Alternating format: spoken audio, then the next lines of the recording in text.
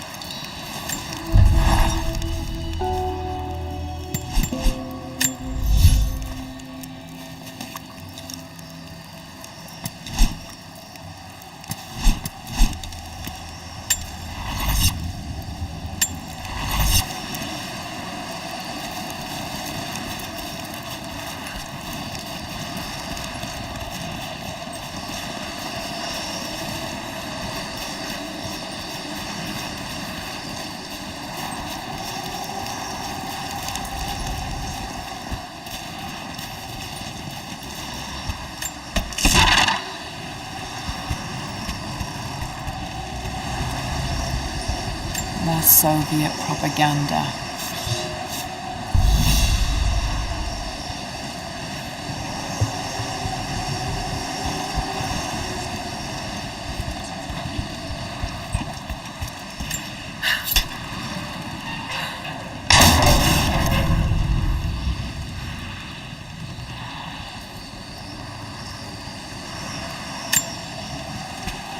Look, I'm on your side here.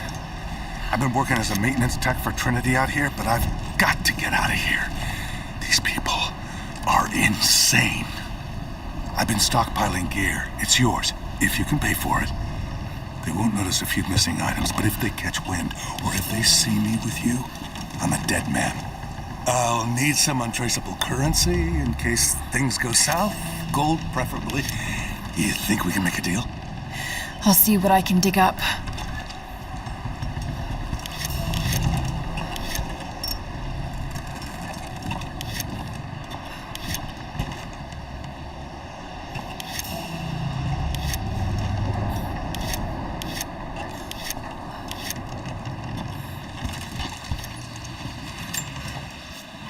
I know I've taken some jobs of questionable legality, and I know you're not happy about it, but I couldn't pass up this contract. Been trying to get work with Trinity for years. They're discreet, the pay is obscene, and they always have opportunities. Now here I am, and I already want out. We're at an abandoned Soviet installation in the middle of nowhere. No one's telling us low-level contractors what's going on, but I think I might be helping some seriously scary people get a nuke or something equally awful. Honestly, that's the best-case scenario. Ping me back if you get this. I've carved out a secure channel on the network. For an operation like this, you'd think they'd have better security, but I guess that's why they hired me.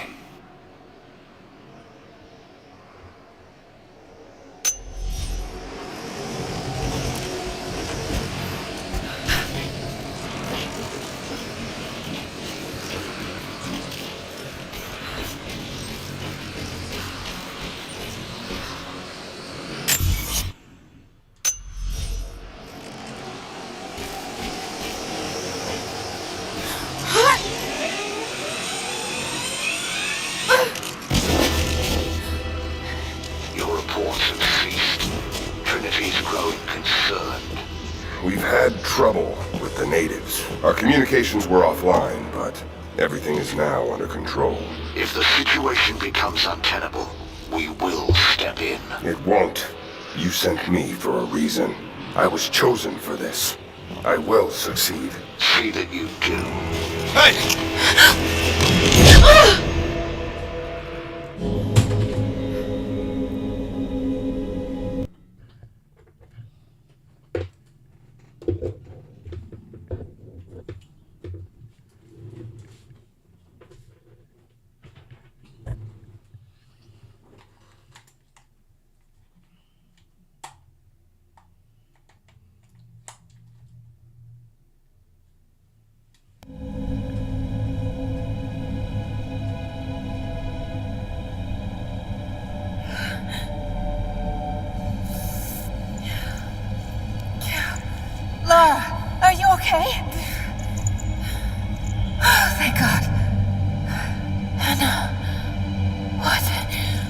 you doing here? I don't know. I can't remember. What's happening, Lara? I'm scared. I'm so sorry. I didn't think they'd come after you. This is all my fault. Who? Who are they? What did they want? The same thing my father was after. Oh no, Lara. I told you not to do this. Whatever they want, just give it to them. It's not that simple. Just hold on. I'll get us out of here. Somehow.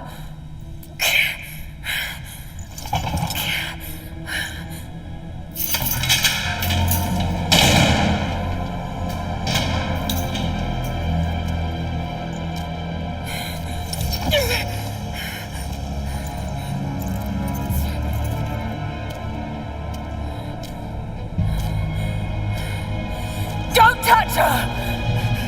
Please. No.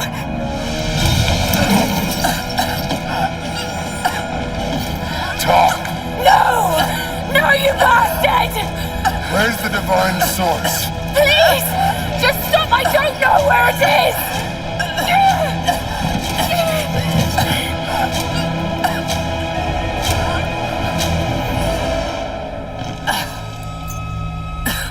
That's enough. She doesn't know.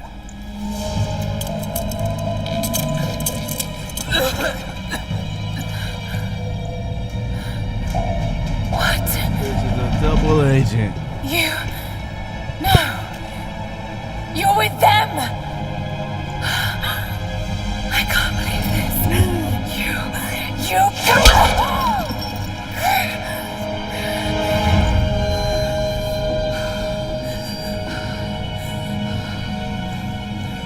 You couldn't let it go, could you? I knew you'd find your way to this place.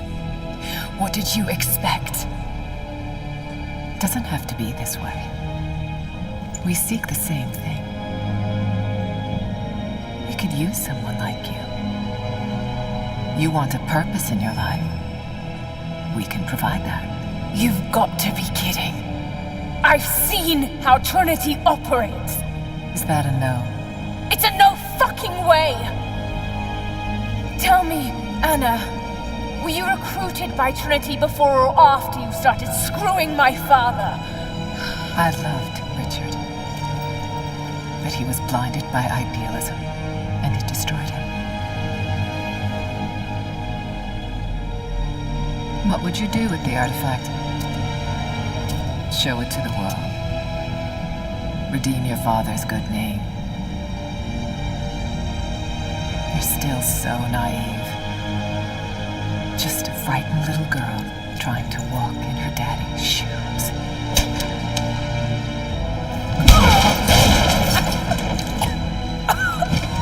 We're done here. No, not yet.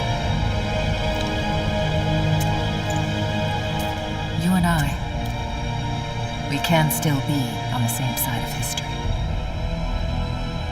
Think about it, Lara.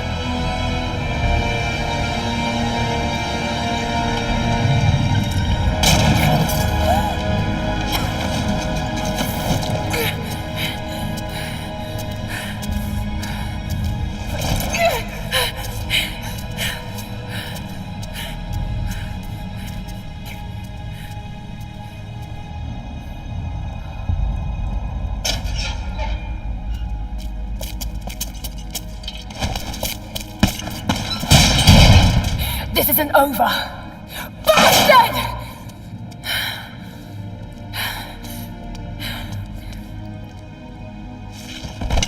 Perhaps that's all he knows how to be. I thought I was alone.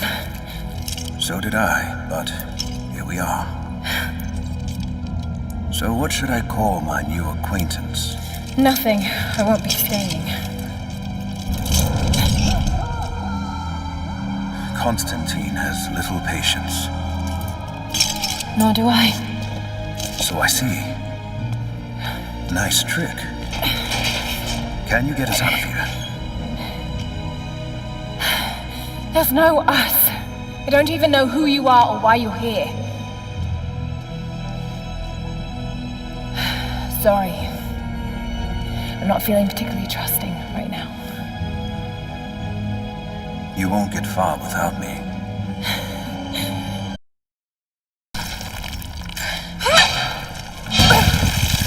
You'll have heard that. All the more reason to get out of here.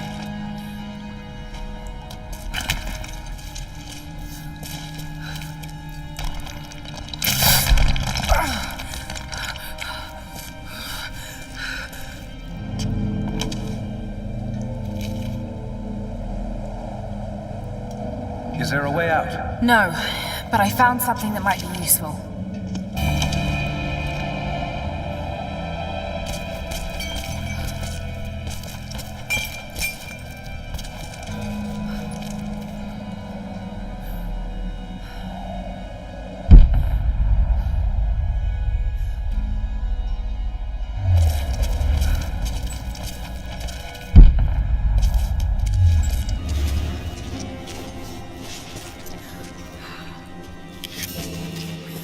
Careful.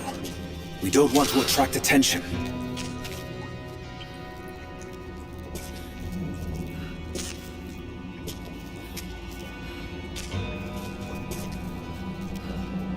How did you end up in there? When Constantine and his men arrived, we thought we could fight them, but I didn't know who we were dealing with. We? My people. We live in the valley, just over the mountain pass. It worked. Can you get out?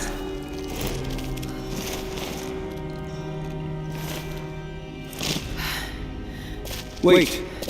Let me out. I can help you. I can't trust you. We may not be enemies. I can see that. I suspect you do too. I work better alone. I know the layout. I know the land. I'm a fast learner. No doubt of that. Maybe I can offer you something more valuable. I know what you're all after.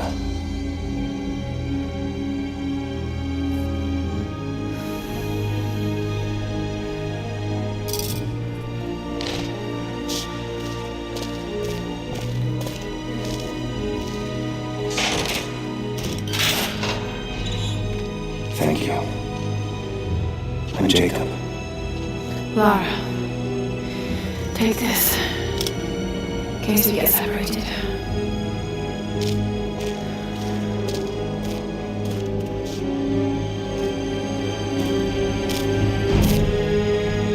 We have to move.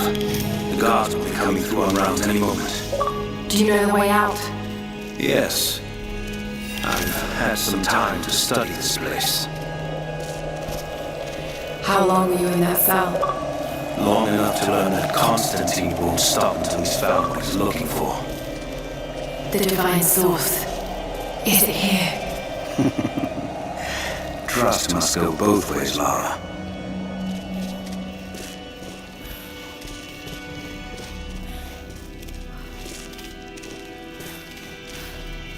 What is this? A history lesson. This place has its own scars. It was a work camp.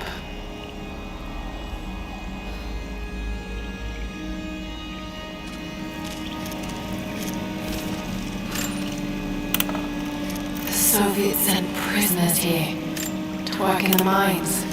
That doesn't look like mining. It looks like an excavation. It's, possible. They dug anywhere they caught a hint of wealth.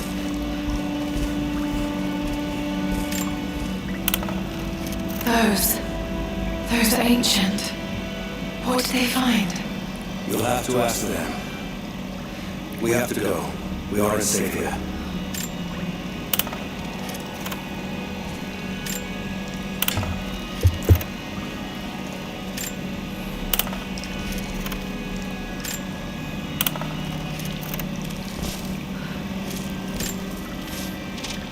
I finally laid my betrayals bare. Lara knows the truth. Now a strange series of emotions has gripped me. Remorse, certainly.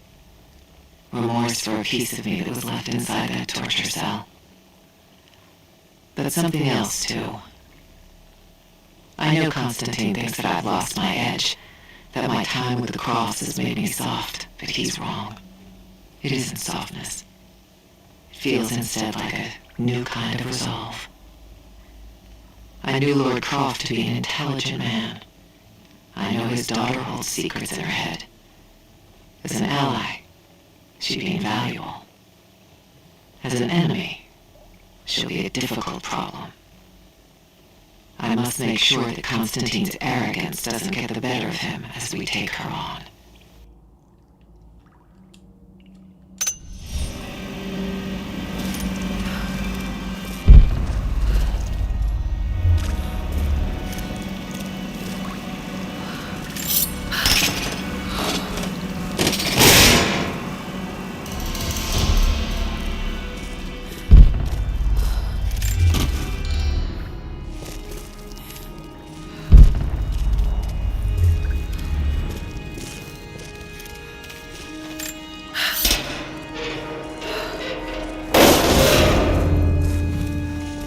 Best chance of escape is to make our way to the old tree yard. And what then? My village is in the valley on the other side of the mountain. We'll be safe there.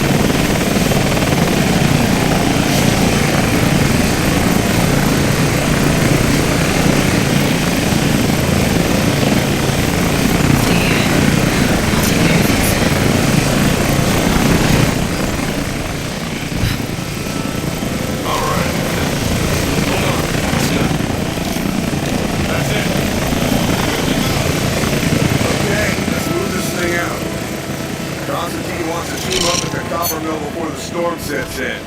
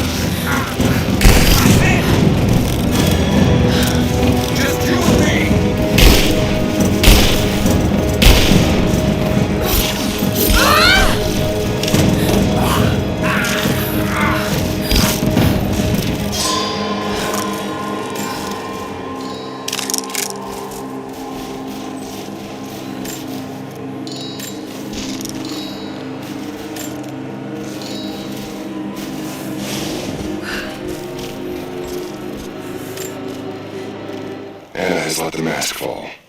She and I are finally fully reunited. It has been difficult without her these past years. When I'm weak, it's always been her voice that gave me strength. When she loses hope, I ignite that hope for her. That being said, I must confess that I am worried about her. Her health falters, yes, but my concern is with her resolve. I fear that some piece of her was lost in her time with the Crofts. She must have faked her emotions for Lord Croft so powerfully they became real. And now I feel that fear has spilled over to Laura.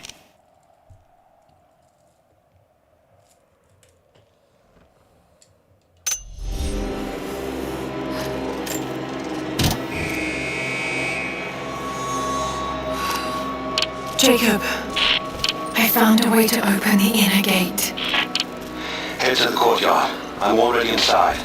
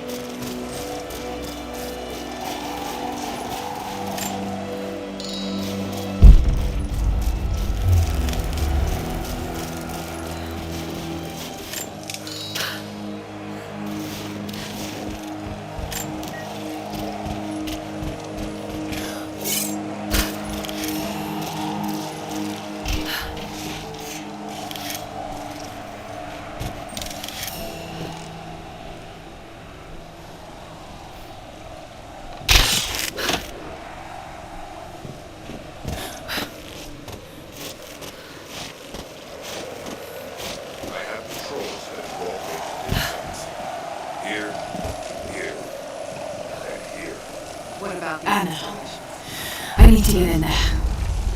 Sharpshooters and scouts. Do it. We have a lot of ground to cover. Trinity wants the artifact found as soon as possible. We are getting it.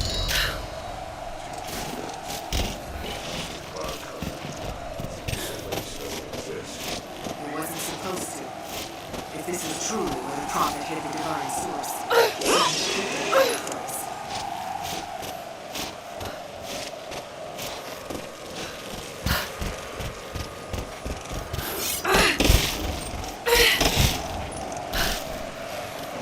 Jacob, what is he doing?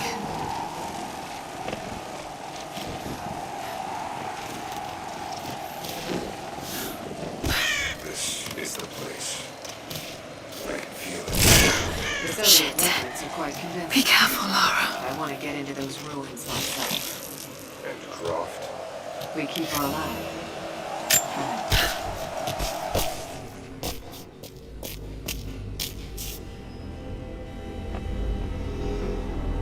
I cannot wait to leave this frozen hell.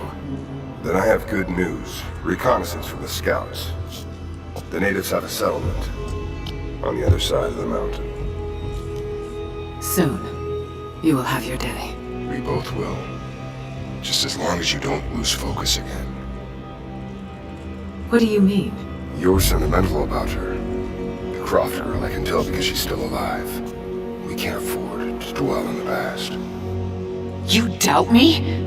You know what I've given to Trinity, what I've sacrificed, what I face.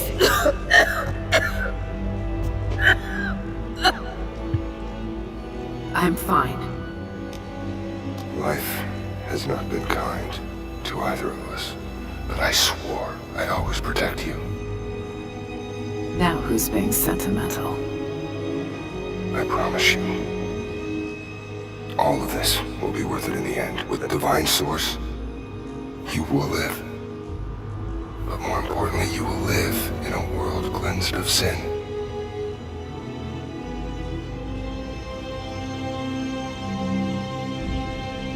Send your men to this settlement. Find out what they know. It's too dangerous.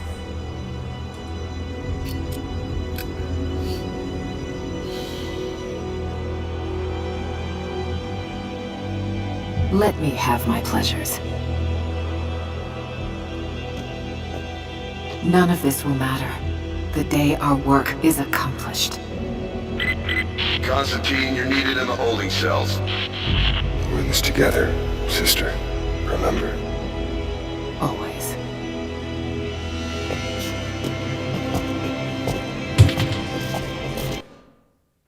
Man, freak you, man.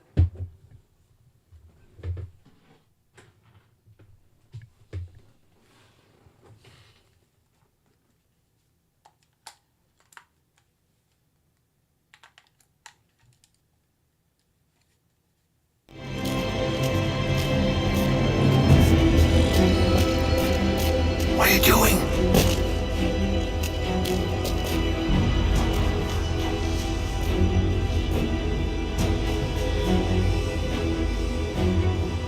Mankind shall be judged, the non-believers turned to ash and swept away, and the pure of faith will be raised up and given life eternal.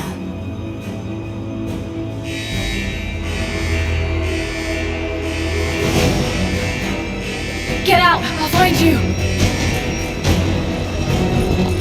Got to find them. Keep looking. They have to be here somewhere, and the door is clear. Eyes open. Be happy. They'll be here. All right. Got to find a way out of here. Quickly clear every room. We have to find them. That one's secure. Got to find them. Keep looking.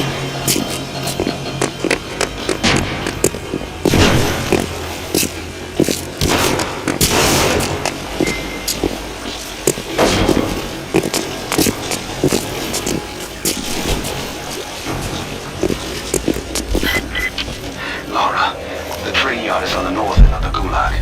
I'll wait for you there. On my way.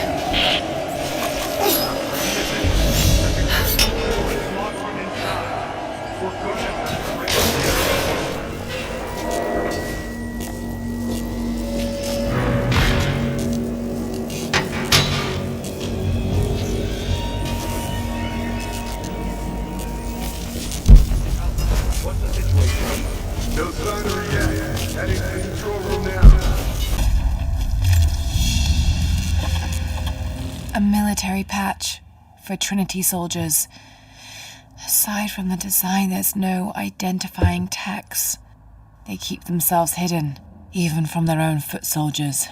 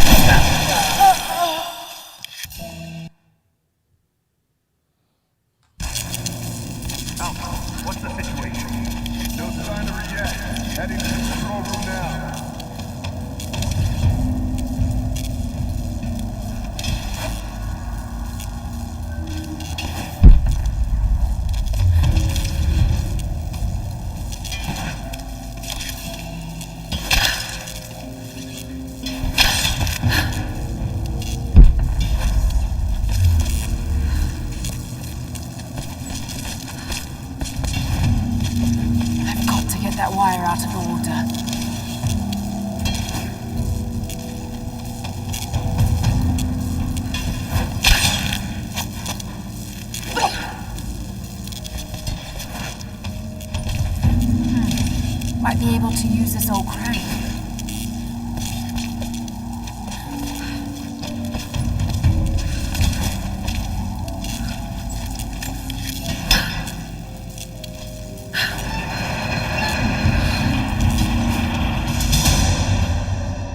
There.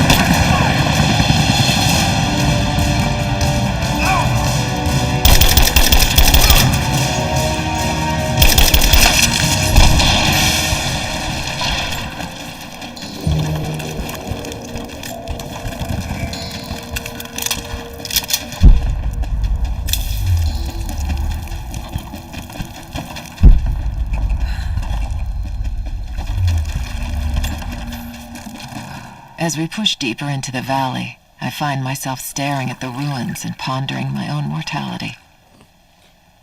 These structures have been here for ages, waiting for this moment. I can feel their anticipation. The stone itself wants us to succeed.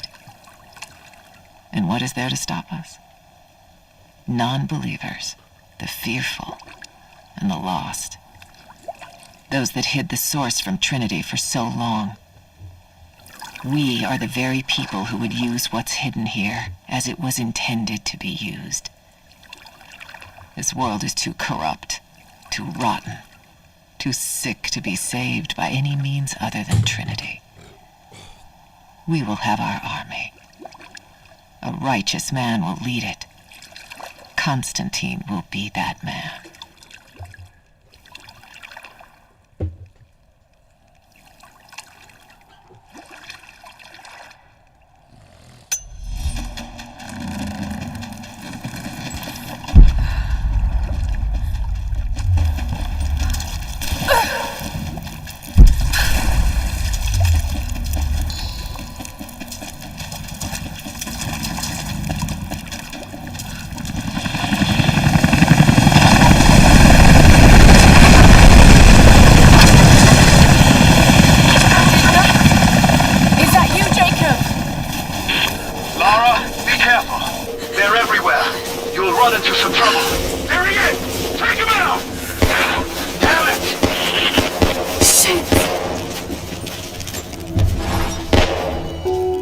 First time in weeks, things are becoming clear.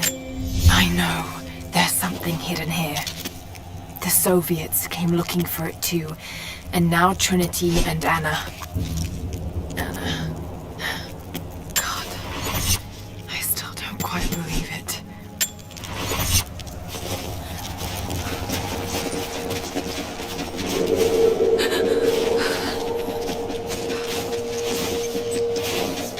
Hit the light! Back me up! I got you! I'm under fire!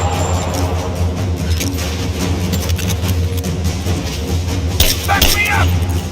Light her up! Under fire!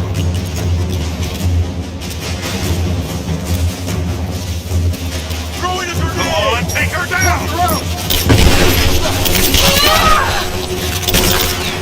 Under fire! We got him! We're getting torn apart!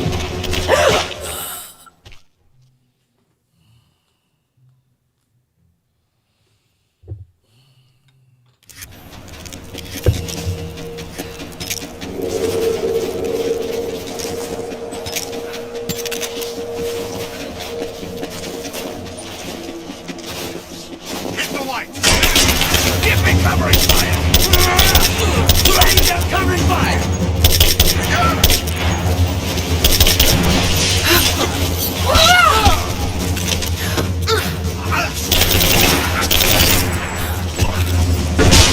He's inside the barrack!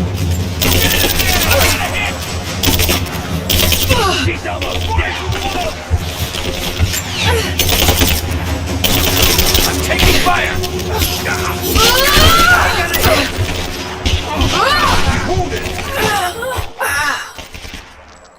Alrighty then. We're gonna have to do this the hard way.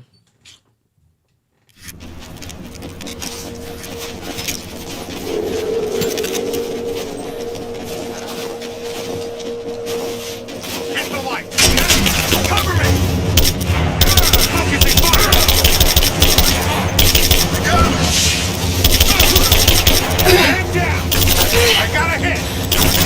He's wounded!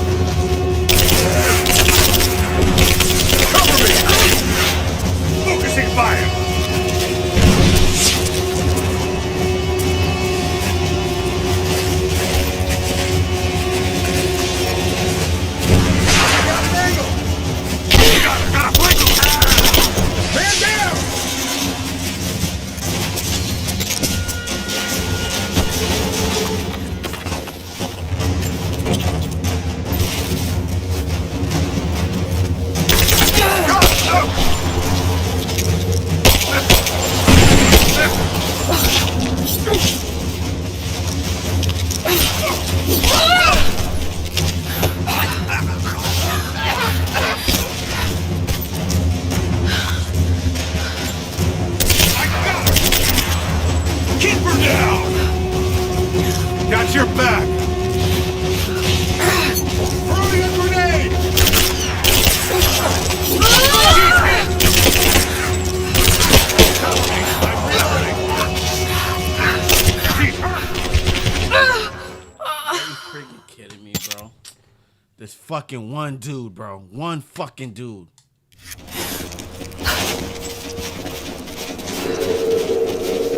One fucking dude, bro. How the hell is he Hit the still light! up there? Give me cover and fire!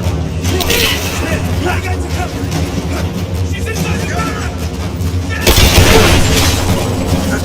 Cover me! Fire! Focusing fire!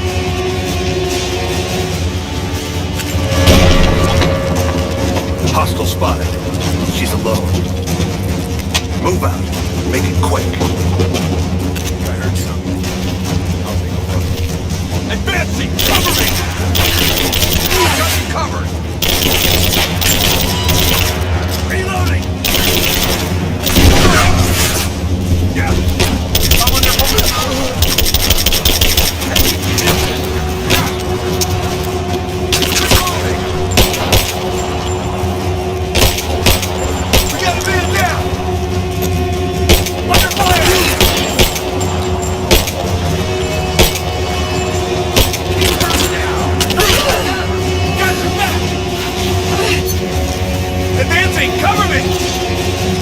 Laying down covering fire! She's hit!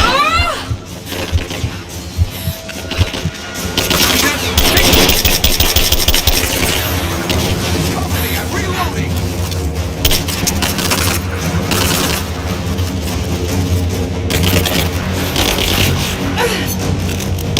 Fire in the hole! Ow, she's reloading! Got a flank.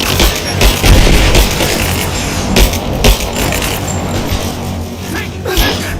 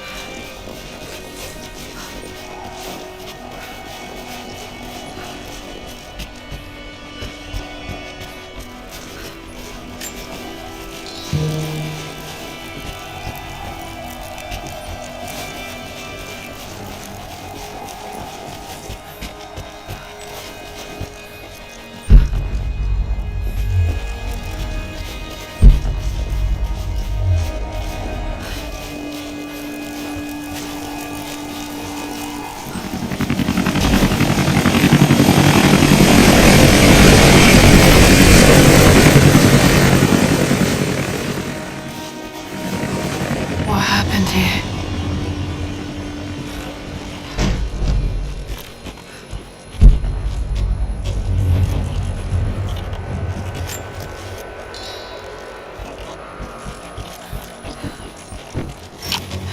Jacob, I think I'm close to the train yard.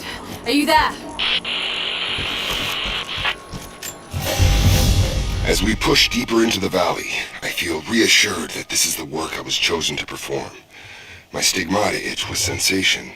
It is a constant reminder of my higher purpose, of my singular position in this higher purpose. I was a child, innocent to the evils of the world. Then, one night, I woke in such pain, a scream on my lips. Blood dripped from my palms when I saw it. I was terrified. It marked me. It meant something. I cannot shirk this mission any more than I can shirk my own hands.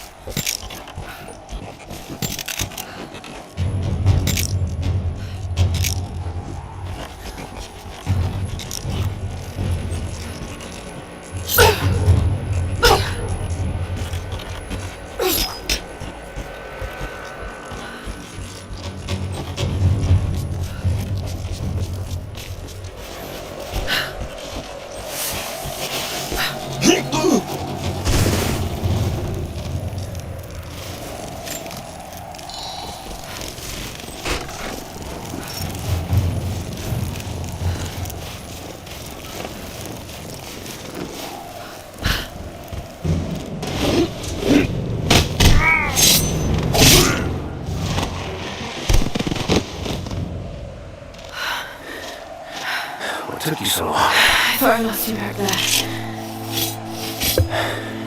Not a chance. Thanks for getting me out of that place. Let's move! You get up there! Watch out!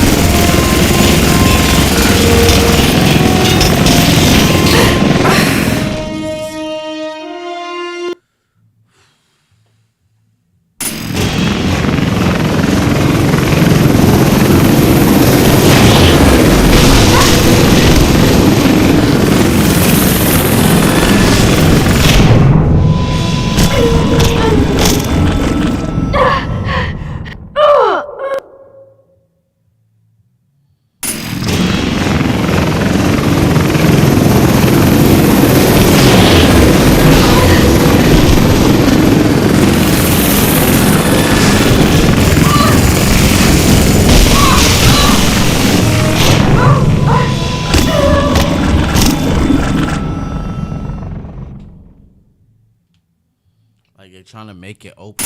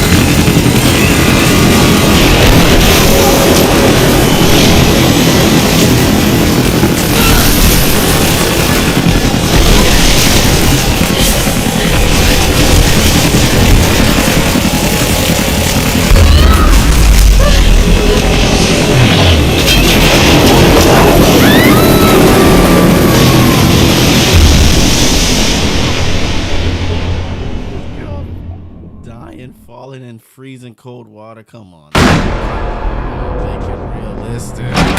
Dad, is everything alright? Dad?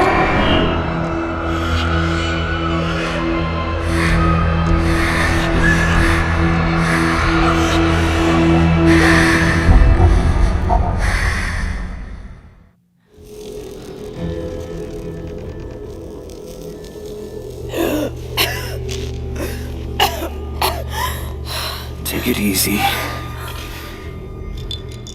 Drink this. It'll help. You could have left me in that river.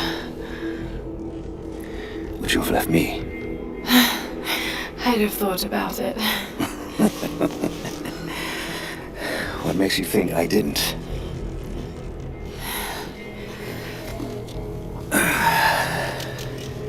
So what makes you risk so much to come here? The divine source.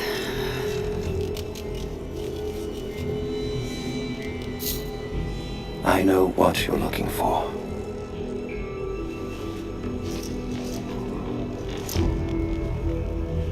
But I want to know why. When I was young, it was just my father and I. He was an archaeologist too. In his last years, he was obsessed with myths about immortality. Of course, no one believed him, including me.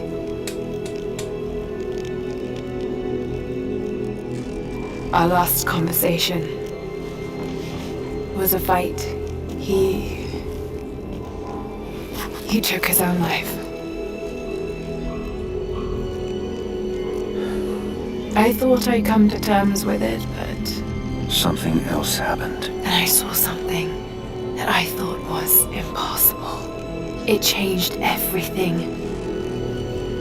I realized my father was right. He died alone and broken, but he died for something.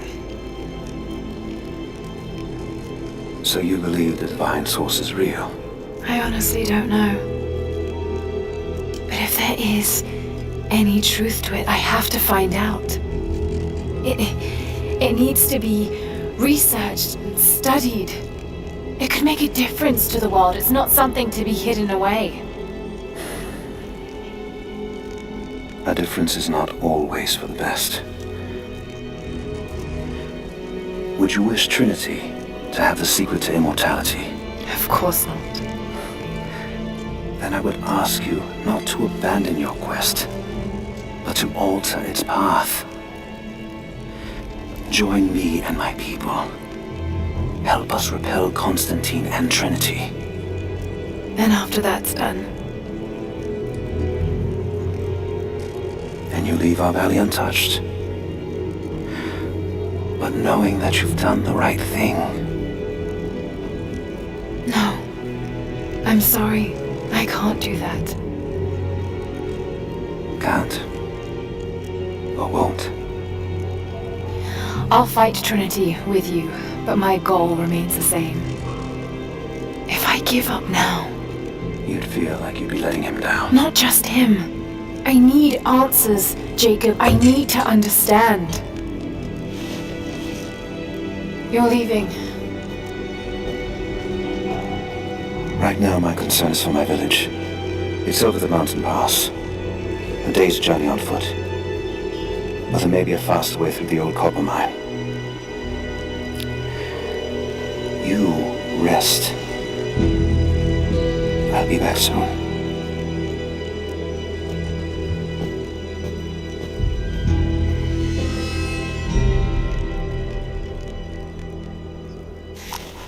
Jacob, are you there? Damn it. Where is he?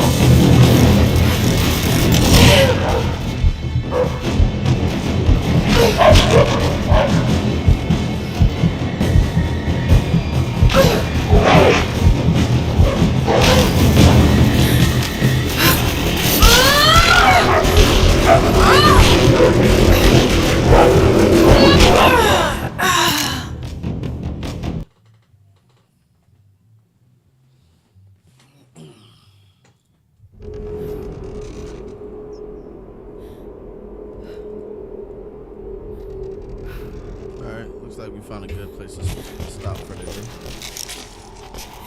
Part 2 of Rise of the Tomb Raider. It's good. It does have some good parts. That cat runs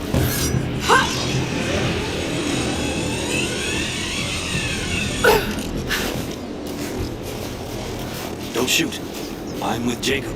He told us to wait for you, but these bastards found us first.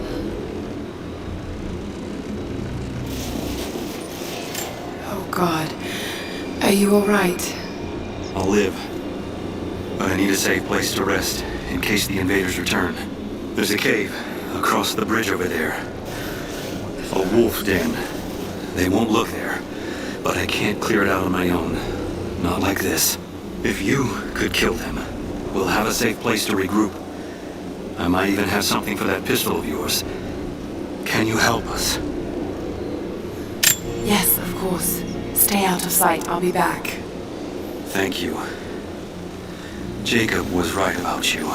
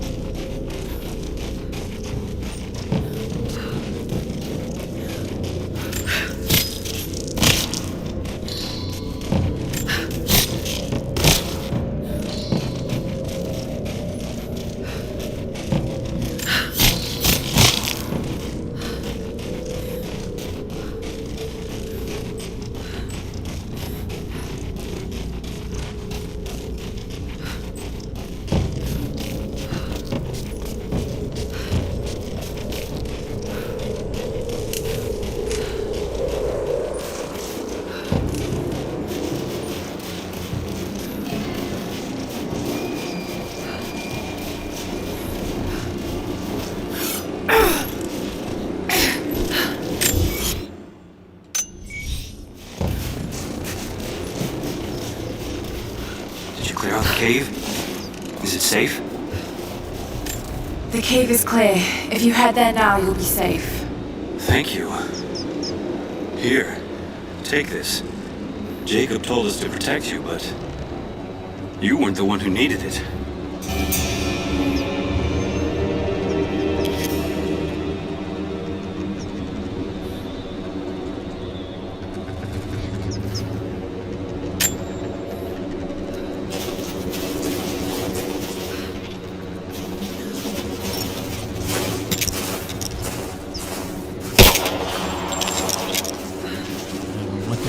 Why wouldn't you take an axe right in front of you?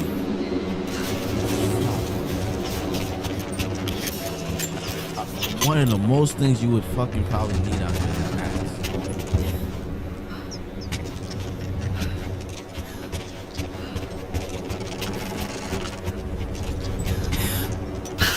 Freaking walking around with a bow and arrow, freaking axe right in front of you.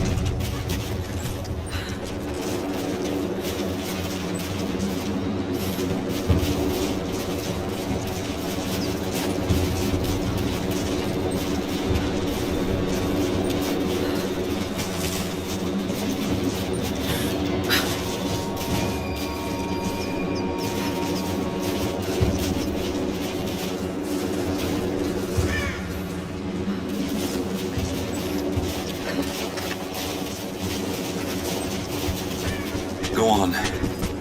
Jacob is waiting.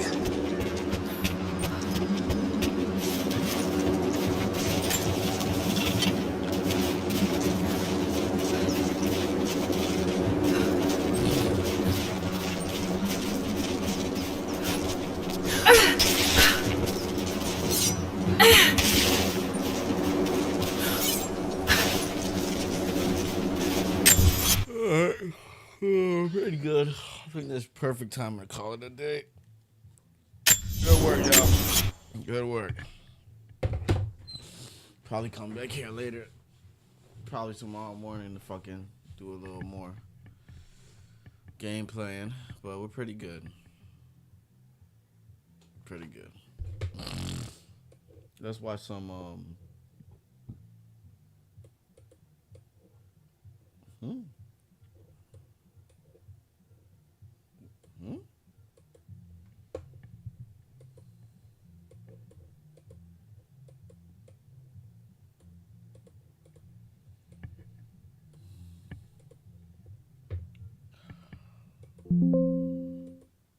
I'm tired as hell, fam. I still don't even know what that means. Well, it's basically how like spies. I think in this case, a little bit Sexy of spies? Russian spies, right? How they like infiltrate, basically using sex, like James Bond style, but like it's actually fascinating. I think. So it's like mail order Russian brides could be, 100%, dude, 100%. And they're over here either A, that's like their cover, right? Or B, they try to find influential people to marry. Yes. So we were joking and we're like, it's called To Die For, and it's by Neil Strauss. Go on Apple Podcast, people, please, and Neil just like Strauss, just tell them how excited you are to watch this thing because you heard it on Dumb Money. But I'm actually I can't wait to listen to it. It looks good. Just a friend of mine. But you know Neil Strauss? Yes. He wrote a bunch. How do you of know books. Neil Strauss? He's in one of my text groups that it's Okay. like one of my AI text group. Really nice guy. And I didn't realize how much stuff he has going on. He's like a big author and Yeah, he's an author. Yeah, he wrote The Game. I think it was his claim to fame. yeah, I just learned all this. I've been texting with him for a year and didn't even realize he did all that stuff. Anyway, that's it, man. I really hope Bitcoin goes up this next week, dude. You really hope what? Bitcoin keeps going up this next week. Bitcoin 100. Listen, I don't like actually being levered in something like Bitcoin, and I want to be out of the trade but I needed to finish. What? I first. thought you were going to keep your Bitcoin forever. Or this No. The lever trade. The lever trade. Trade. I'll keep that forever. Dave, how long are you back for? I don't have a return plan yet, but I want to get back. I'm already bored here. What? Come on, dude. Have you gotten some Tex-Mex yet? No, not yet, but I am going for somewhere that has yellow queso. That's the one thing that really doesn't exist in real Mexico. Let's go to Mi Casina, right? I mean, Mi Casina. I'm craving El Phoenix. That is how that is the original OG Tex-Mex for me. That's what I grew up on. Good. Their queso is good. All right, so real quick on Tesla, dude. I think Tesla is gonna have they might have a rough quarter. I'm hoping. They're gonna have a rough quarter. We're expecting bad production numbers. I'm so mad at Tesla right now. But wait, Chris, I saw your tweet of the picture of you in a Cybertruck. Oh, that was Alan's. Alan, Jordan's good friend, Alan, who watches the show. Hello, Alan. Yeah, no, but I mean that's how we know Alan. But he watches the show, dude. He does some crazy stuff, man. He flips. He puts Teslas. He rents. He has a fleet. He's renting of Teslas. He rents. Yeah, he has 4 or 5 Teslas that he rents out on Turo. Dude, Dave, including a Cybertruck. He had 3 Cybertruck reservations. 3 of them. He got the first one, bought it for $80,000, $80,000. He had an offer for $260 or something, dude. Crazy. And he's getting 2 more. So, by the way, that Cybertruck was freaking insanely cool. Should I get one? Thought it was. I'm in the market for a new car. You can't spend that much money. You got to buy it at MSRP. You can't spend over MSRP on it. No. I just bought a new car. It's Foundation Series, which is $20,000 more, but it's a package of things that has a but are you paying a premium? No, I'd be buying it directly from Tesla. It's illegal to buy them on the secondary market. It's against Tesla's has a contract in your purchase agreement that says you won't sell it for a year. Yeah. Oh, okay. So how are you buying yours? From your reservation? I have a reservation. Wait, did you buy a reservation? I have a reservation. You did something shady. I have a reservation that I can buy one now, and I was hoping that you test drove one for me so that I can know if I want the Cyber Beast, which I won't be able to get until late 24, or the all-wheel drive or the 2-engine version. His was the all-wheel drive. Mm-hmm. And it drove amazing. I don't know that I need to go from 0 to 60 any faster than the one that I could get in the next 3 or 4 months. Dave, you 100% do not need to go to 0 to 60 faster than that. Because we did it. We did it on your street, actually. Oh, really? We did it on your street. You could probably look back at that. Look at my cameras. In time and see that me and Alan. That goes through the 1 frame per second security footage. Because your street is wider, right? So it just feels safer to do that on. It was dude, I thought the Cybertruck was so douchey and cheesy and stupid looking in pictures. But the second that I opened my front door and saw that thing in front of my house, I could not believe how cool it looked. It's so much larger than you think it's going to look, and it just looks substantial, and honestly, it looks cool. The interior is really awesome. My only rub with it is 2 things. One, the fingerprints on that steel are super nasty and annoying. You got to get it wrapped. You have to get it wrapped. You get wrapped or clear coated or something? Yeah. No, you have to. Yeah. You have to get it wrapped, or you have to do that. The other thing is the dash, the top, what do you call that? Over the dash. It's so deep. Yeah. I don't know how you're gonna clean it. Honestly, it goes in 3 feet, 4 feet. You could get a Swiffer that's on the broom and do a Swiffer broom. Yeah, no, with the windshield. Or you can just have a small human do it for you. Yeah. I never seen a dashboard like that. It's the largest piece of glass ever used in a vehicle, and the windshield wiper looks just ridiculous. I will say this. Wait, here's a serious question though. Like, this is not for the, but I don't even know if anyone's watching. No, we have barely lost any viewers. People find this riveting. No, I want to know, do you think, you know what our driveway, what our alley to driveway turn-ins look like? Do you think it would be able to make that turn? Because it's like 20 feet long. So I will tell you, with a regular truck, I had a very hard time at my house in Bryn Mawr. It was like a 3-point turn to get into and out of the driveway, or to get into and out of the driveway slash thing every time. But you were able to do it. And on Bryn Mawr, you had almost the exact same kind of approach, right? Where it's the driveway and then a fence and then your gate, and then you have to make that turn. The Cybertruck, doesn't it? All the tires turn, doesn't it have? Yeah, the back tires turn, which makes it should be fine. That might help. A little smaller.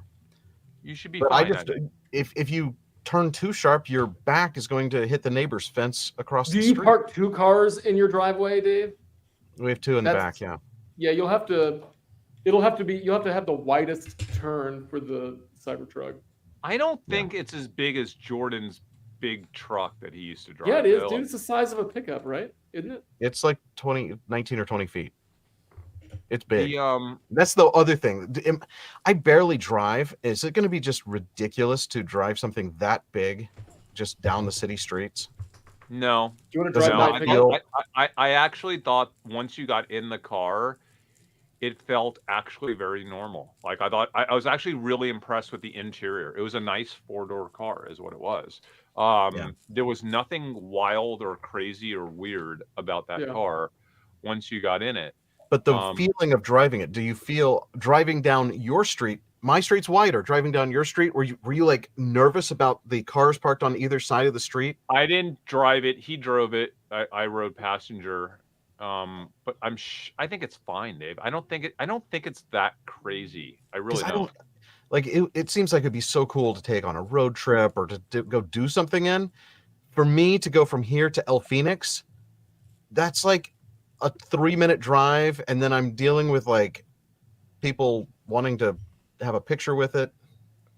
I think you'll love it, Dave. I just know you. This is like the closest that you'll ever get to like your Back to the Future car. Like, I just know you and what you like. And when I went in it, I was like, Dave's gonna love this. You're gonna love it. It's so cool. It's just really cool. It's next level.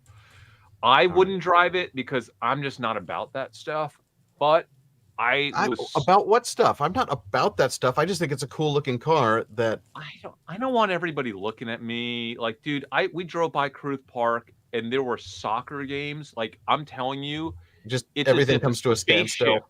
Yeah, there must have been 200 people in the park, and I think the game just stopped. It just stopped. I don't like that. I don't think I don't like that kind of attention. Well, you will get more attention than that's a problem, because you won't be able to go anywhere without every single individual knocking, wanting to have a conversation with you. How do you like it? Like, what is it like? Like, it's the ultimate conversation starter. Like, you'll probably have 10,000 conversations in the first 6 months you're driving it, because you won't be able to go anywhere without talking to people. So you're either going to want that or not. If you don't want it, don't get it, because there's no avoiding it. You're driving a spaceship. Yeah. Like, it's But that's what I want to drive a spaceship. I just don't want to talk to people about my spaceship. Dude, people I should have a business card and say, yeah, we'll talk about it on Dumb Money. Here's the thing. Get more subscribers. The people that are going to want to talk to you are going to be the people that you definitely don't want to talk to. Well, we'll just get them to subscribe to the channel. We'll have them in the chat. Yeah. You're going to be such a jerk. You can't do that, dude. Here's a business card. Watch my channel. You don't drive enough to where it's going to matter. I think you should buy it though. But I am really concerned about Tesla short term, and not that I care. I want the price to drop. I want to buy more Tesla. Dude, if you look at I don't want the price of Tesla to drop anymore. I'm happy with my Tesla position, and I would like for it to start going up again. It has to drop. There's nothing going right at that company right now. Nothing. Robots. I mean, What if they put out what if they had a new robot video? They're going. But here's to the have problem. to. So, like, let's say, okay, so you value figure at $2.5 billion. Yeah. That's like 0.5% of the market cap of Tesla. Yeah, that's the issue. Believe me, don't get me wrong. Optimus will save Tesla. It will save Tesla, but it's not going to save Tesla in 2024. Yeah. Like, so I don't care. I would love to buy Tesla at $100, 110, 120. I'd love to do that, and we'll see if it gets that low. But I would rather it be back to 200 again, and then back to 300. Has it ever hit 300? Someone said Kathy Wood just bought a bunch. Oh, I want to talk about so meet Kevin. You know, I spent some time with him this last week. He's doing this Vegas. I don't think he's announced the dates yet, but I saw him talk about it on one of his videos. Yeah, I don't know if he said the date. He doesn't. He didn't pronounce dates yet, but he's doing the Vegas thing. You guys should go. I'm gonna go. I think it's gonna be a lot of fun, man. He's gonna go all in. He's gonna really like go all in to make it a cool event. I want to say it's probably in June-ish or something like that. Okay. But yeah, so just as soon as we get dates for that, I think it'd be awesome if you guys can go too.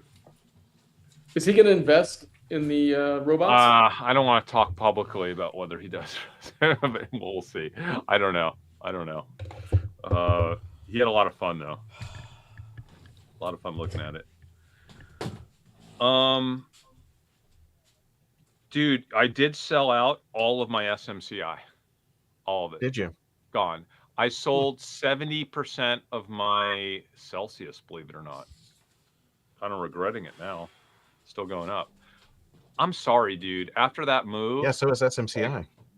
Yeah, I sold all my SMCI. I sold 70% of my Celsius. I'm dying to get more Celsius. SMCI is up 26% in the past week? Yeah. I haven't because they're being included in the S&P 500. Oh, yeah. I haven't sold any of my NVIDIA, and I don't have any intention to anytime soon. We'll talk about on running next week.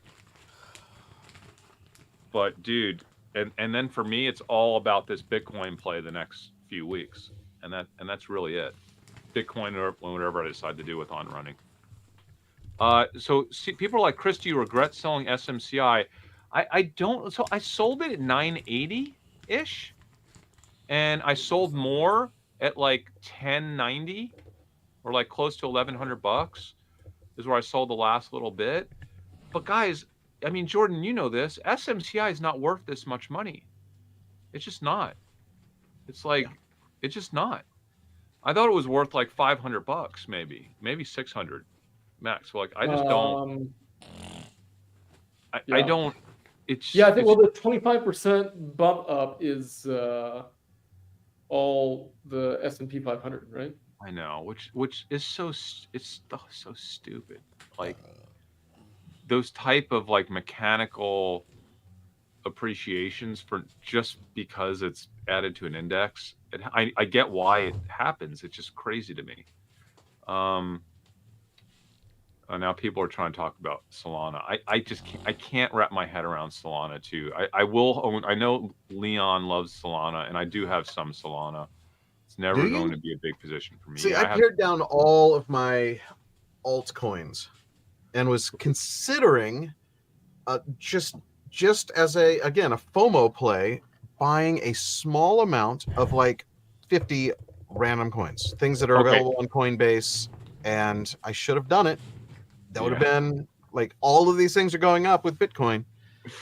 Dude, Austin Hankowitz was like texted me last night about that Biden coin on Solana. He's like, dude, the Biden coin's going crazy. He's like, I'm gonna watch out for a Trump one. And then like an hour later, he's like, there's a Biden Trump one. coin? What? Yeah, and I bought it. So I actually bought Solana last night. I did all this stuff to like, I had to go on a wormhole to get my Ethereum Ethereum chain through the wormhole onto the Solana chain, and then I had to convert it from like wrapped ETH on the Solana chain into Solana. Then I had to go on Dex Tools to buy this Trump coin. I did it. Yeah. After all the random little transactions in like 30 minutes, and then lost 70% of my money in the next 3 hours. I was like, I'm out. I can't do this stuff, dude. No, I have stopped doing anything where you have to go through 3 different websites to make the trade, because I bought I was a Floki Inu billionaire or something back when that was like the thing. I don't even know how to sell it, so I'm sure I still own it, but oh my gosh. I'm not even going through the hoops to get my $30 back. Some good stuff happening at our robot company, but I can't really talk about it on YouTube because we're still public. No, we're not on. We're this is the after show. Nobody's watching. No. Good stuff. Good stuff happening though. I'm actually really excited. I think the next 2 to 3 weeks are going to be awesome. Dave, you should go down to South by Southwest since you're in Texas next week.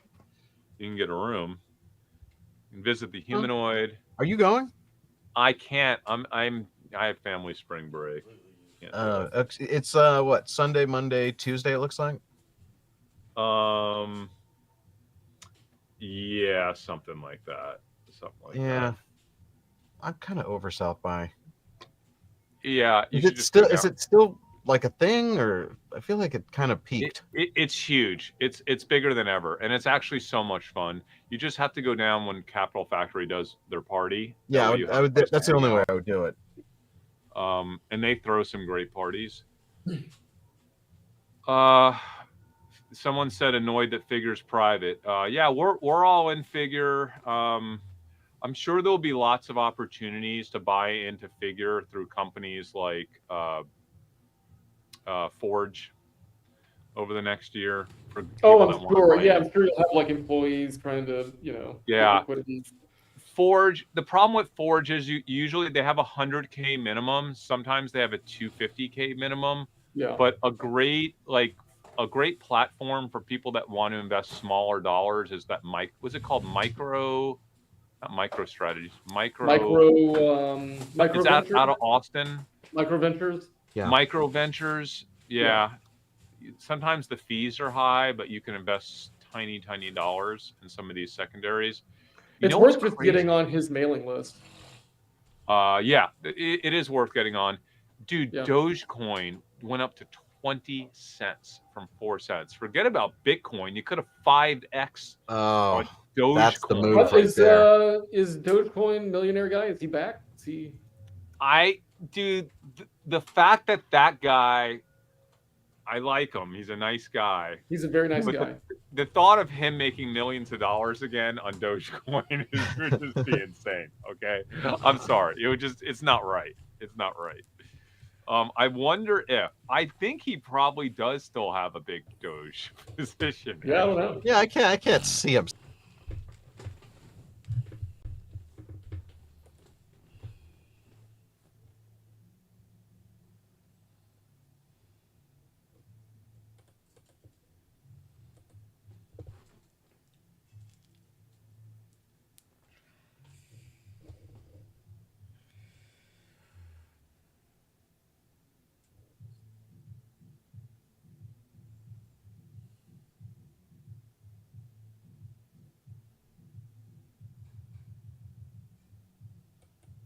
It was time to start this business. Look at LA Live and I look at the hotels, the restaurants, the shops. This is what people want. All those things around those places create, like an atmosphere where people can grow, and grow in a business sense. A lot of presidents are quick to build stadiums rather than arenas.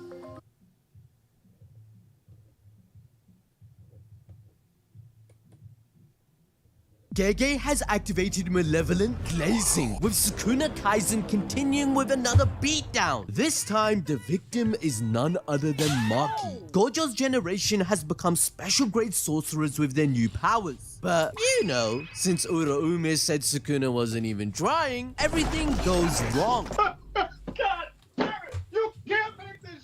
But I know what you're thinking. Hold on, Sukuna wasn't even trying. Didn't he feel uneasy for the first time in 1,000 years and has brain damage? Didn't he recently lose an arm? Doesn't he have lowered control of the body due to Yuji and even less RCT output? For God's sake, he even gambled to take on Jacob's ladder and is pumping his heart manually due to Maki. Well, according to Gege, this was all according to Sukuna's plan to finally achieve a challenge, as all this punishment so far has made him enter the zone to use Black Flash for the first time. Come on, man. This man done knocked out your waifu and enjoyed doing it. You can't keep getting away with it. But the disrespect doesn't stop there. As it is revealed, Sukuna calls Yuta, Higuruma, and Kashimo starters to his meal. Just like Kenjaku, who was interested in Higuruma due to his technique, Sukuna claims Maki is the first person that has made him rely on his body rather than Jujutsu. What the f does that even mean? Well, I'll get to that, as the clash between them continues at full pace, with Sukuna using his slashes. However, as chapter 252 established, Maki, like Mahoraga, can see his technique better than any other sorcerer. Sukuna was astounded by this fact when he saw Mahoraga achieve this, and similarly, it allows Maki to escape death multiple times, unlike Yuji, who claimed he should have died 4 times over. Maki launches multiple attacks, and it's evident she has become even more powerful after the 1-month time skip, as her strikes casually cut buildings in half. However, with this much force, combined with speeds above 2,300 miles per hour, it's still not enough.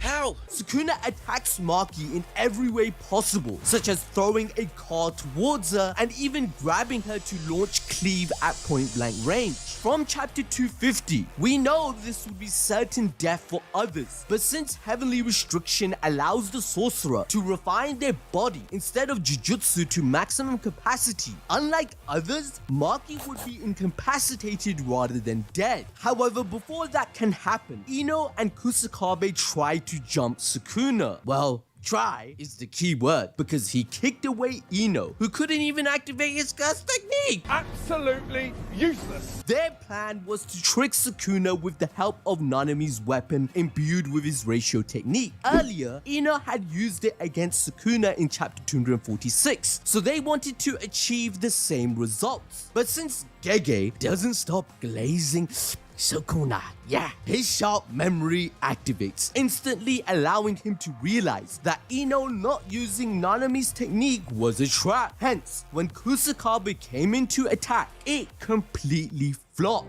Mission failed.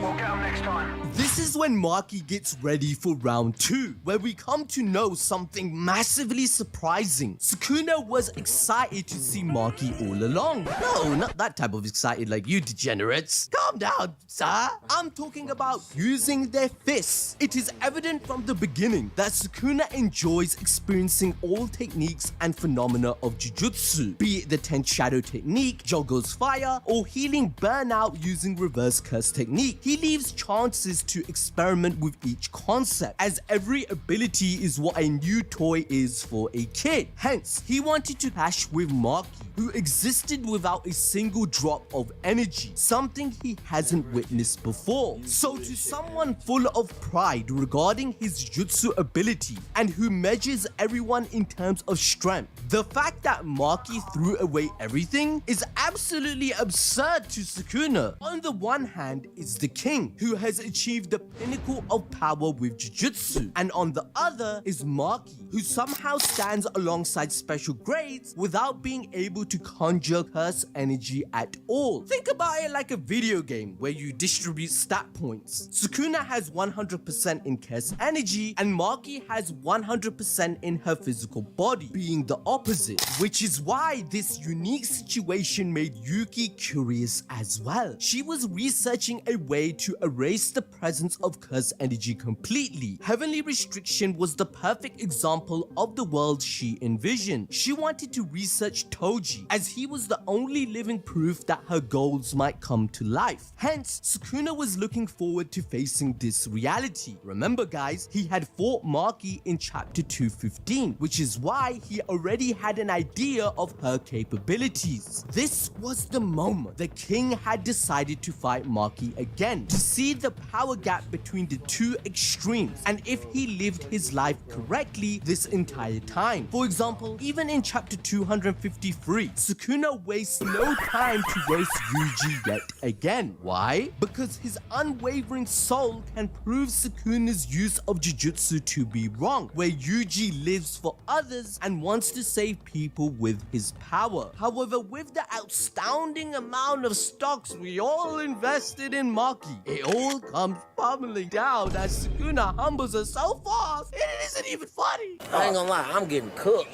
First, Sukuna overcomes one of Maki's biggest feats, speed. After the training in the time skip, she must be even faster than her fight with Naoya, where she was going Mark 3. But when she tries to hit Sukuna with a pillar, he vanishes from her sight, but not for long, as he appears right next to her, grabbing her face with such a high speed that they both get thrown off the building. Next, he goes for her physical strength, another huge factor of Maki's Heavenly Restriction. In chapter 252, we saw her overpower the king when he grabbed the sword, but now things are different as Sukuna has entered the zone. His next slash tears off Maki's face. I can't even show that on YouTube. Any other person would have had their head splattered across the canvas. Sukuna claims that Jujutsu at its core is skin and flesh, but the physical body of Maki is all marrow and bone. And then he tells us, do you get it? And I'm sitting there reading the chapter knowing that maybe 90% of you didn't get it. But don't worry, I'm here, right? Hit the notification bell and like the video. Remember, Hodo said in chapter 37, we exist in this world with our entire mind, body, and soul, wherein these three elements aren't just connected, rather they are one singular thing that makes up a living person. And since they are one, human beings exist as a life form in this world. A great example would be Mahito being able to use idol transfiguration to change the shape of a soul, which would then end up changing the physical shape of a person. In the same way, both Jujutsu and physical capabilities define a sorcerer. They can't live with just one element. This is why Sukuna goes ahead to claim that Maki's existence alone defies Jujutsu. She lacks the most crucial thing in Sukuna's eyes, the very thing that makes a sorcerer. Hence, he believes that it is his duty to find out. The king settles the battle with the one technique that reflects the core of Jujutsu itself: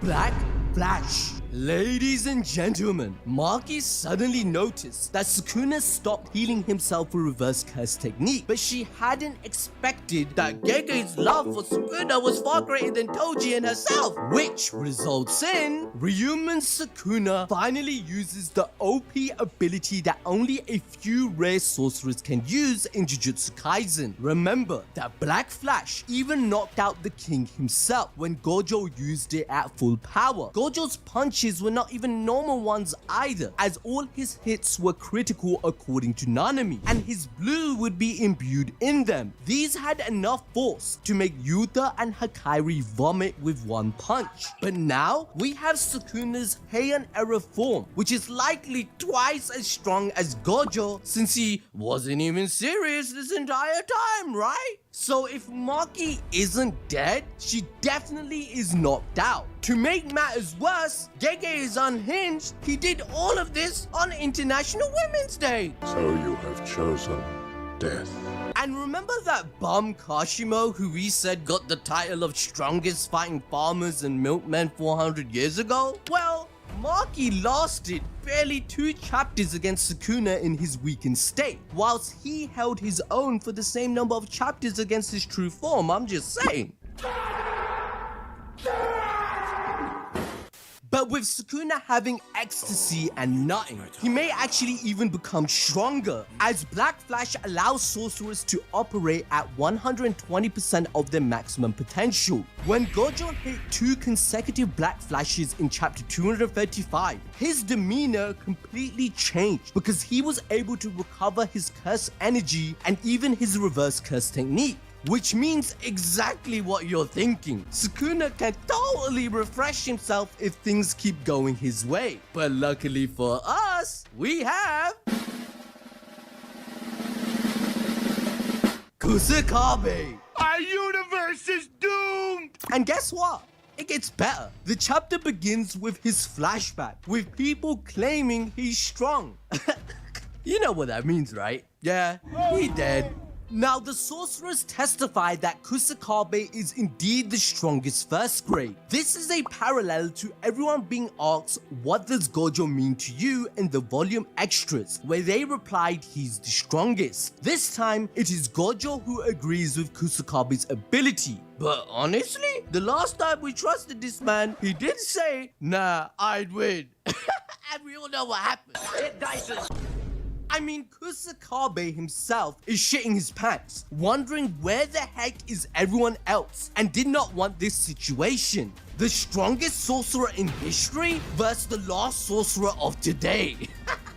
But before we underestimate him a bit too much, Kusakabe does have some achievements to himself, such as avoiding death and protecting Miwa against Maximum Uzumaki, dodging Maximum Meteor, and even recently nerfing a true form Dismantle. All this is nearly not enough to kill Sukuna, but hopefully he can hold his own rather than die before the others appear after being healed. Remember, Ui Ui is teleporting Gojo, Yuta, and all others to Shoko to heal them back to full capacity to return to face Sukuna. And with Gojo's return with the gang, Jump Kaisen 2.0 is the only way the story can proceed, because with Uraume claiming that Sukuna isn't even serious, a huge problem of an unscalable power gap has come through. Each time a clash proves to be hopeful, such as Yuta and Yuji's combo or Magi stabbing his heart, we are told that Sukuna still has more to unveil, and he does. He still has not used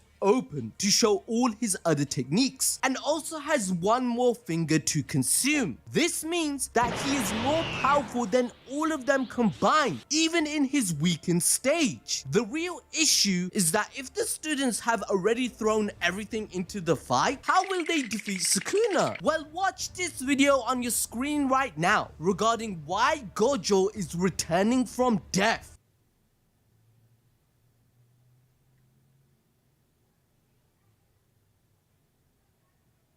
Ladies and gentlemen, Jump Kaisen has just ended, and Sukuna Kaisen is back with another episode of This Isn't Even My Final Form. You heard that right. Despite having to face the supposed strongest of all time in Satoru freaking Gojo, consecutively face off against Kashimo to then the entire gang pulling up on him, it's revealed Sukuna wasn't even using his full power. Oh, and yeah, being stabbed to the heart can't kill him. Come on now, dawg. But to explain how we got from this to this, we have to continue from chapter 251, with Maki taking Sukuna by surprise, stabbing him in the back. This feat was only possible due to the sheer planning the gang went through. Unlike Kenjaku, this man has 4 eyes with the reaction speed to fight against lightning itself. Just moments before, Ino and Kusakabe discusses this very game plan, with them waiting outside Yuta's domain for his signal, so Maki can enter at the perfect time. Initially, they even wanted to send in Choso, but seeing how domains don't affect Maki because of heavenly restrictions, she was the best weapon, or shall I say assassin in this case. Maki also had 1 round of fighting against Sukuna, and even though he was weakened, she is somewhat more experienced than everyone else on the team. Plus, let's not forget the 1 month super training that they had.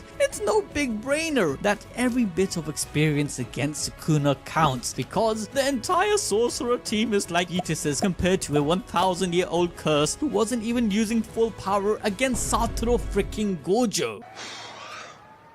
Hey, don't get mad at me. I'm not the one who said I'd win. Are you serious right now, bro? They also discuss how Yuta has moved his domain barrier to a good place, and even though they had expected it to break soon, it hasn't so far. However, they predictably jinxed that, and Sukuna breaks it apart. Except he didn't. The falling apart of Yuta's domain was the signal he had to give Maki for the perfect leeway to execute their plan. And boy, does she look badass whilst doing so. However, not before Sukuna decimates Yuji and Yuta, forcing the others to jump in and help them. But our boy Yuji isn't done, as he tries to join the battle again and reach Megumi to tell him it's not over just yet. He must have some next level deep talk no curse technique ready for this dude, because like always, the only thing Megumi's looking forward to is non-existence. But before Yuji can do anything, he falls to the ground coughing blood and realizes that using RCT constantly in battle, he has not managed to heal himself properly. After all, it's a very complex technique which only a few gifted sorcerers can use, and it has only been a month since he unlocked it,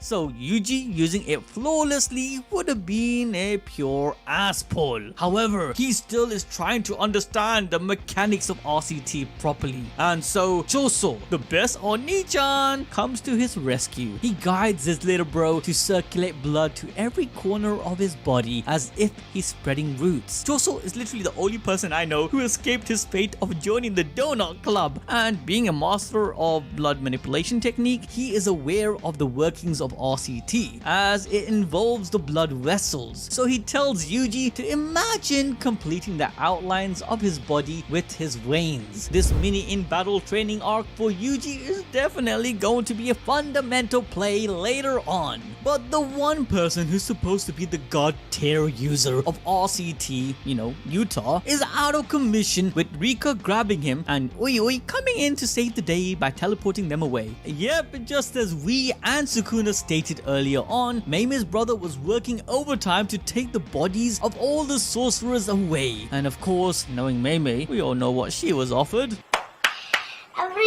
Now, with the execution of this perfect, meticulous plan, you would think things are finally looking good for our gang. Nope! Sukuna is moving around as though just a few moments ago he wasn't even stabbed in the heart. This is on top of the fact Narita-kun explicitly stated this damage isn't easily to heal compared to other wounds, as the soul-splitting katana is a whole different weapon, especially in the hands of someone who knows the shape of the soul, as it causes injuries directly to it, where any normal sorcerer would have died and not be able to RCT their way out of this. However, this is Sukuna Kaisen, and guys, he's the real protagonist of this story, with Gege being his #1 fan. Since sharing a body, Sukuna has learned how to distinguish the outline of the soul similar to that of Yuji, giving him the means to use RCT on it. The only thing that's stopping or slowing him from doing so is the after effect of Gojo's fight. Now, on the surface, this might sound like Gojo actually done something and he wasn't completely useless, but we soon come to find out that this isn't the case. However, remember when I said that Yuji is in his training arc? Well, this revelation of using RCT on the soul gives huge hope for Megumi, as the constant damage he received can be reversed. It looks like his life update might just get a bit better. But what we do know for sure is that Sukuna is having fun. Yep, just look at the smile on his face. His BDSM fetish is really highlighted here. In fact, when he tries to grab Maki's soul-splitting katana, he gets overpowered. But hey, he's loving it.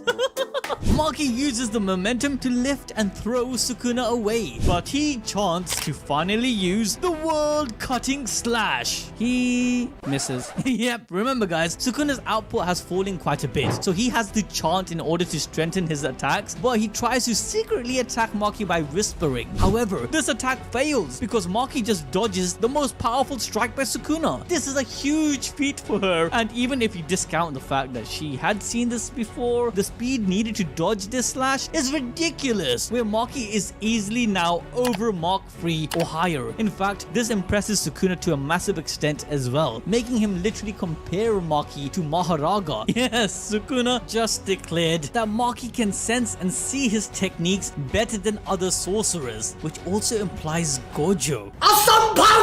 This effectively established that a fully developed heavenly restriction could be better than the Gojo's clan broken ability, the one that troubled Kenjaku for 1000 years, the Six Eyes. Gojo can't even rest in death because his biggest hater, Akutami, keeps downgrading him and making his entire fight irrelevant. Come on, man. But let me actually explain why Maki is able to see, or should I say sense, Sukuna's slashes this well. Firstly, we should remember that she is like an evolved being due to heavenly restriction, wherein every senses of hers is perfected to the highest degree, which includes seeing and feeling. Also, her training arc against Naoya after he turned into a cursed spirit unlocked a whole different beast. The double guidance from Daido and Miyu literally made her superhuman. In chapter 195, Maki witnessed up close Daido, a nameless reincarnated swordsman who couldn't even use cursed energy. Despite such a disadvantage, he embodied sheer lethality when he grabbed Maki's katana, to the point of instantly scaring everyone else present around him. The way he wielded a katana was just on another level that even Maki hadn't imagined. So this greatly improved her potential of using the soul-splitting sword. Moreover, it was her hyperbolic training with Miyu that Maki unlocked her full power. I mean, I think they had like 1,000 battles or whatnot, to the point where she could sense every change in the atmosphere around her, including the most minimal difference in movement and heat. Yep, she could literally see things on a molecular level, which is how she completely overwhelmed Naoya. This is why Sukuna compares fighting Maki to feeling the same as going against Maharaga in the Shibuya incident. She's literally predicting every single movement that he's doing. However, Sukuna's Maharaga comparison might be the most unhinged foreshadowing ever. I mean, he made a salad out of the strongest Shikigami of the 10 shadows in a couple of minutes, let alone the people who were in the area. Even if Maki is seen as a non-living thing in Jujutsu, Sukuna has a specific technique just for such objects, which is imbued in his domain. Also, we already know by now how it goes in fighting Sukuna. 1. New challenger appears. 2. Narrator hypes them up. 3. They wash 15-finger Sukuna. 4.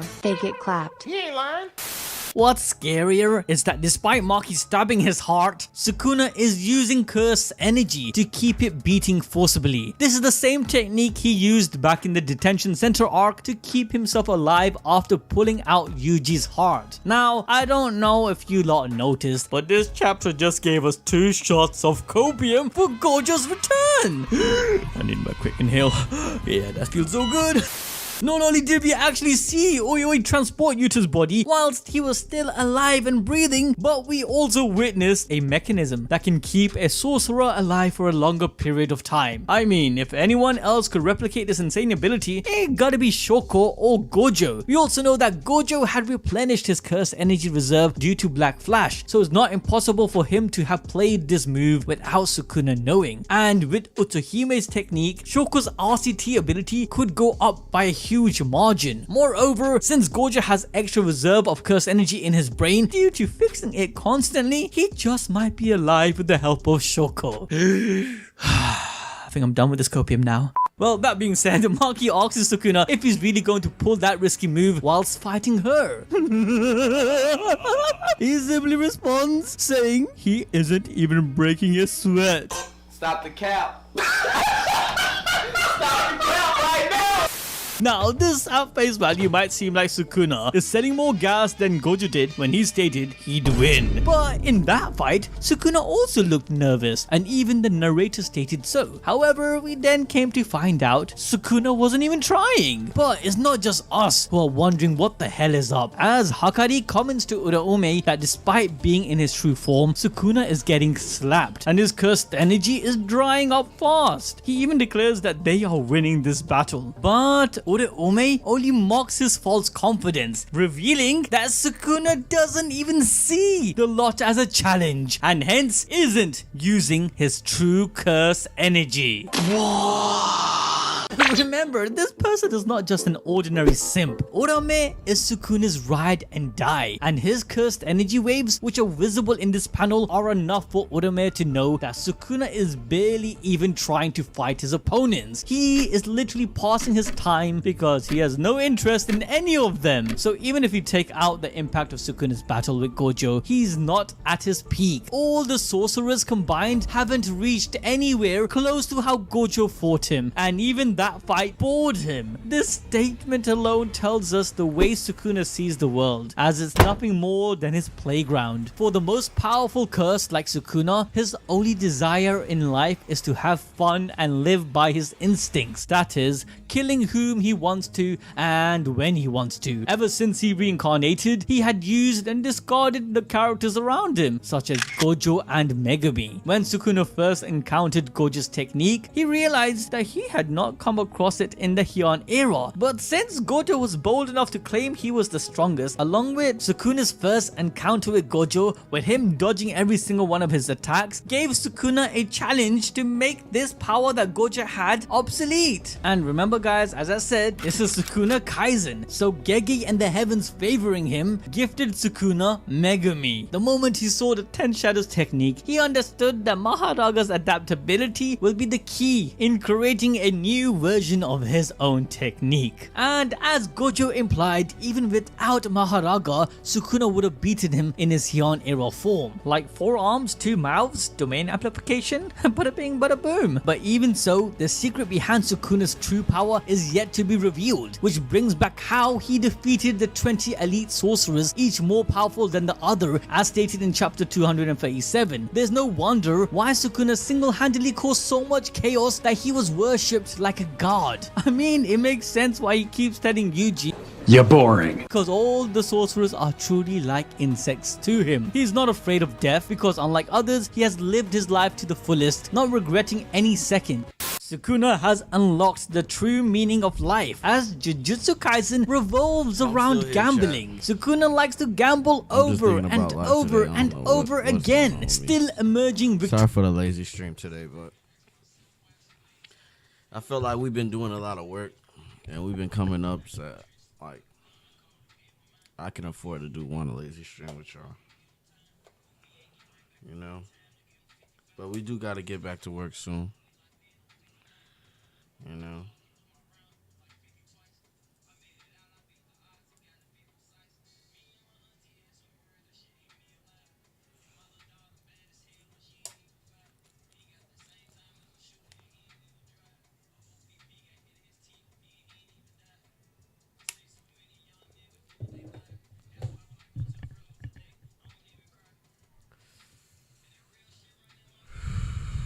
Shit's kinda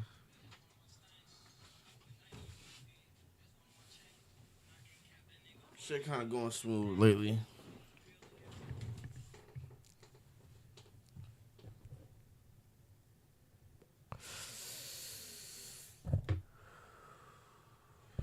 I'm kind of thinking God for the day type shit. And just happy. Everything's going on, like everybody's straight. Family's good. Brother's good, nephew's good and shit. Just, you know, just gotta make sure I stay. You know, we having fun, just enjoying life and shit, so, you know.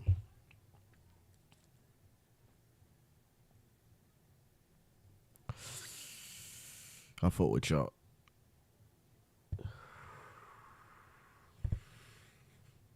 You know, we came a long way. That's all. I don't mean to get sentimental with y'all type shit, but, you know, it is what it is. You know the funny thing, someone said we should have been streaming a long time ago. I kind of feel different. I kind of feel like everything happens at its own time. You know, back in those days, I thought I was the man just doing something else. So, streaming now is just, it just goes. What the fuck?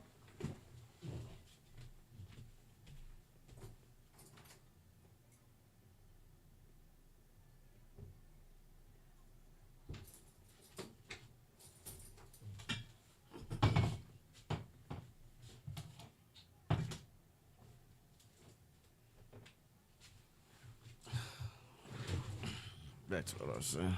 Just gotta stay focused. I might have told y'all a little too much about me, but it is what it is. I ain't stopped streaming for halfway speaking. I never was a halfway speaking ass nigga. I'm just me.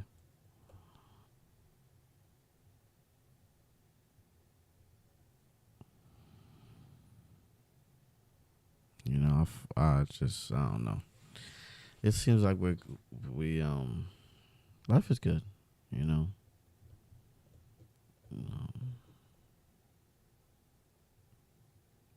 R.I.P. to Angel, man. I still can't believe it to this day.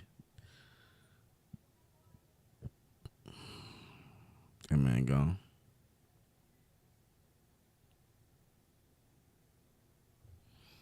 Yeah, you gone. Victorious each time, be it taking over Megami or fighting Gojo. This goes back to how Jujutsu sorcerers never die without regrets. But Sukuna has evolved to a much higher. Gorosei Saturn got his cheeks clapped so hard that he has just used transponder snails and video transponder snails. However, a key detail here is that to receive audio, it's pretty easy. Not so much for video, as preparing a snail for that takes a bit more time. Shaka says that they should give the people at least an hour, but that's too much time for the Marines to try and respond and thwart this broadcast. So we have a 10-minute time limit until just so you know. There's no words. You will be best, man. That's it. the secrets of the Void Century are revealed. This should come as no surprise, because at the end of every One Piece arc, we have some kind of a time limit until a bomb will explode in Alabasta, or the birdcage will close in Dressrosa, or in Wano, the Onigashima is gonna fall down. This is just what Oda does, to create tension. Now, if you're wondering why can't the Marines just block the signal with jammers, well, Vegapunk has literally hacked into every Marine broadcast base and they don't have enough time. Meanwhile, in Marie Joie, the other four elders are confused as to what this message is, so they ask Saturn. I can explain. Yeah, Saturn knows he f***ed up, but he tells his buddies that Kizaru stabbed Vegapunk and he should be dead. Other than that, they can't really figure it out. Maybe it's like a kill switch that activated when Vegapunk died. That's what they're thinking. However, they do know this can't be anything good for their agenda, so they must destroy the broadcast at the source, which is probably the highest point in Egghead inside the Labo phase. In the pre-recorded video though, the Vegapunks are discussing if they should invent something in the next 9 minutes and 30 seconds or maybe just drink some coffee. Are you serious right now, bro? Moving away from Egghead, we get a glimpse at places all around the world getting ready to watch Vegapunk's YouTube video. First, we go to Dressrosa, where Kiros, Kabu, Leo, and Rebecca are all sitting around when Leo believes that Luffy actually kidnapped Vegapunk, but Rebecca has faith in Luffy, so she ignores the news on the papers as fake and tells Leo to not worry too much. But with Leo watching the broadcast, we can safely say that the Grand Fleet isn't coming to Egghead, at least not the Tontatas. Next up, we go to Fuchsia Village, where the citizens think that it's probably going to be another of Luffy's mischiefs. Sadly though, they can only hear the broadcast and not see because they're too poor to afford a monitor. Even people at Water 7, where it's midnight, are ready to watch this broadcast. Furthermore, VB, Morgans, and Wapol are also glued to their screens, and Morgans points out that the time on the clock doesn't match the current time zone of Egghead. So yeah, they got time zones in One Piece. There is also other reactions from various locations from West Blue, North Blue, everywhere in the world. However, a gust of wind blows as I read the next page. My monitor rotated east for this very moment as Monkey Deadbeat Dragon shows up on my screen. He is at Egghead, you guys. He is finally here. Wait.